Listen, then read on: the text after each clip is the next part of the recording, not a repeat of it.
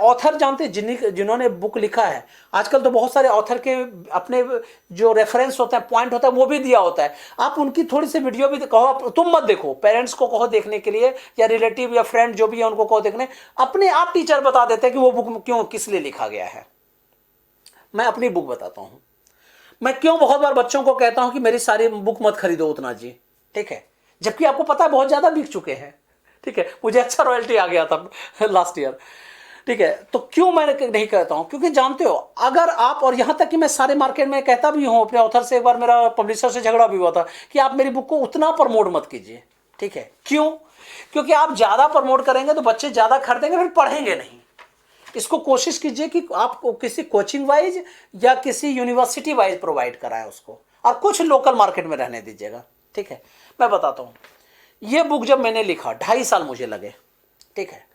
And daily शाम में मैं जब रात में 10 बजे आता था घर में, 10 बजे मेरा फिक्स टाइम था, 10 से 10:30 के बीच में मुझे बैठ जाना है उसमें, टेबल और चेयर पे। 3 बजेगा, 4 बजेगा, 5 बजेगा, 6 बजेगा, या सुबह के फिर 10 बजेंगे, कहना मुश्किल है। किस दिन कैसा मूड है उसके बेसिस पे। और बहुत बार बच्चे जो कंप्लेन करते हैं, सर संडे को क्लास क्यों नहीं लेते हो, सर क्या घूमने जाते हो? अरे मैं घूम ही नहीं पाता हूं ज्यादा भाई, घूमता भी नहीं है, और मुझे बहुत घूमने का शौक नहीं है। हाँ घूमता हूं पर बहुत नहीं, ठीक है।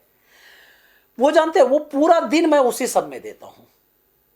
तो 2-2.5 मुझे याद है, मैंने डेज भी लिखे थे कि किस दिन किस टॉपिक लिखा था। 2.5 साल मुझे जानते हो उस बुक को लिखने में लगा। मैं आराम से चाहता तो बहुत सारे कोचिंग वाले और बहुत सारे जो आजकल बहुत ऊपर ऊपर उड़ रहे हैं, या बहुत सारे ऑथर जो है वो कॉपी पेस्ट कहते हैं ना, कॉपी पेस्ट कर रहे हैं, तो मैं भी कर सकता था। मैंने क्यों नहीं किया, इसका कॉज बताता हूं। क्योंकि जानते हैं, कॉपी पेस्ट होने से मेरे अंदर का वो स्किल नहीं आता, मैंने जो पढ़ा है सीखा है वो रिफ्लेक्ट नहीं होता। हाँ कुछ क्वेश्चन मैंने जरूर लिए हैं और उसको इतना मॉड्यूलेट कर दिया है, उतना उसको ट्रांसफॉर्म कर दिया है कि खुद जब उस ऑथर को मैंने सुनाया, मैंने वो जिन सर का जो है मैंने क्वेश्चन लिया था, और वो थर्मल फिजिक्स का क्वेश्चन लिया था मैंने, और उन सर को फिर मैंने कहा सर देखिए ये सब सारे क्वेश्चन है, ये मैंने सॉल्यूशन दिया है, और ये क्वेश्चन कैसा है सर? उन्होंने कहा बहुत अच्छा। वो बहुत मीठा बोलते हैं वो सर, बोलते हैं नहीं हर्ष बहुत अच्छा, तुमने बहुत अच्छा काम किया है। मैंने कहा सर ये क्वेश्चन आपके हैं। अरे यार बिलीव ही नहीं होता, ठीक है। मैंने कहा हाँ देखिए क्वेश्चन नंबर इससे, देखो सेम क्वेश्चन नहीं है, उस क्वेश्चन से इन्फ्लुएंस हो सकते हैं आप, ठीक है। लेकिन हाँ कोशिश क्या करो कि आप जो पढ़े हो ना, उससे जब आप निकालेंगे तो वो बहुत क्वालिटी वाइज बात होगी। तो इसलिए, और अभी तो मैं पब्लिशर से मैं इस बार ये भी कर रहा हूं कि अभी मैं उसको फिर अपने से मैं नए तरीके से बुक को फिर पब्लिश कराऊंगा, ठीक है, क्योंकि बहुत कुछ मैंने अपडेट किया है, ठीक है। तो कहने का मतलब यह है कि कोशिश कीजिए कि वो जो बुक मतलब बुक जो है कुछ ऐसी बुक्स लो, क्योंकि देखो मैं जो बताना चाह रहा था वो मैं भूल गया, थोड़ा सा फिर बताता हूं कि वो जो बुक है मैंने किस किस के लिए लिखा। ना ही मैंने उस बुक जो है सिर्फ जेई के बच्चों के लिए नहीं लिखा, सिर्फ 11-12 के बच्चों के लिए नहीं लिखा। जब मैं बुक लिख रहा था तो मेरे दिमाग में यह था कि मेरा 11-12 का बच्चा भी देखे और कहे कि सर ने बहुत अच्छी बुक लिखी है, ठीक है, सारा टॉपिक मिल रहा है, सारा समझ में आ रहा है, ठीक है। कोई जेई का बच्चा देखे तो कहे कि इस लेवल के भी क्वेश्चन है जो मैं मेंस और एडवांस निकाल सकता हूं, ठीक है। जब कोई नीट का बच्चा देखे सर ऐसे क्वेश्चन भी लिखे हुए हैं, नीट डाला हुआ है, ठीक है। उस समय तो बहुत बार नीट नहीं भी हुआ करता था, सीबीएसई पीएमटी होता था, पीएमटी बहुत बार लिखा है मैंने।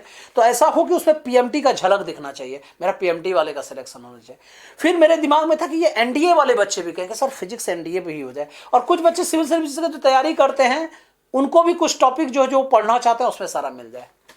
लेकिन हाँ ज्यादातर मेरा ये मैन था कि जेई, नीट, 11-12 और क्या कहते हैं सीबीएसई के बच्चे पढ़े, ठीक है, और आईसीएसई के बच्चे कुछ पढ़े, क्योंकि आईसीएसई के कुछ टॉपिक जो है स्पेशल बॉक्स में बना बना के मैंने लिखे थे। रियल बताऊं, ये मैंने इंटरैक्ट करने के लिए लिखा था, ये मैंने अट्रैक्ट करने के लिए लिखा था। मैं चाह रहा था कि मेरी बुक ज्यादा से ज्यादा पॉपुलर हो। उस समय मेरा ये मकसद हुआ करता था कि मैं जो बुक लिख दिया जी, ठीक है, तो उस समय की जो अच्छी बुक चल रही थी उसको ये ओवरकम कर दे। लेकिन जब पढ़ाते गया, मैच्योरिटी जब आती गई, तो मैंने कहा ना, क्योंकि स्पेशलिस्ट हमेशा स्पेशलिस्ट होता है, ठीक है। उसमें जो फ्रेम है, अगर बच्चा सबको पढ़ने लगे, देखो बच्चों को उतनी समझ नहीं होती है, इसी के लिए तो एक अच्छे प्रोफेसर की जरूरत होती है। पेरेंट्स को इसलिए तो कहते हैं कि ज्यादा क्या कहते हैं वाइब्रेंट होने की जरूरत होती है, समझने की जरूरत होती है बच्चों को, इसलिए मैं कहता हूं।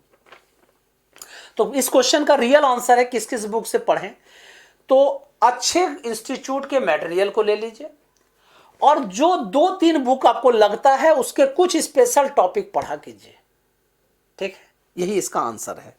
और वो लिस्ट के चक्कर में मत पढ़ो। और वो मैं खुद बताता हूं, रेसनिक हेलिडेज बुक अभी आप लोगों को पढ़ने की नहीं है, ठीक है। अभी कुछ बुक्स ऐसी हैं, मैं नाम लेना नहीं चाहूंगा क्योंकि वो मेरे टीचर रह चुके हैं, ठीक है।